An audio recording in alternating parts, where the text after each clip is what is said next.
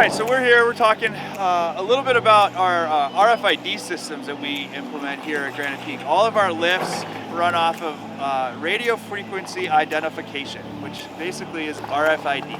There's a little tiny little antenna in my season pass here and all of our lift tickets that will open those gates that are behind me here at Comet. So the thing about these things is that you need to use them away from your phone, away from any other credit card, and in an area that is going to be easy for the gates. So we're going to ski over to the gates and I'll show you exactly what I'm talking about. So a couple of misconceptions about these gates. A lot of people think that these little orange things down here is actually where you scan your pass. Well, it's actually up here where it says scan pass here, those nice big stickers. So a couple cool things that you can do is some of the jackets have pockets over here on your sleeve. Others have them up on your person up here. What I like to do, easy little trick, put it in your glove. Put it in your glove, it's on the back side of your hand.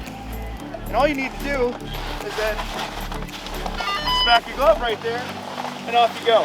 And you're in.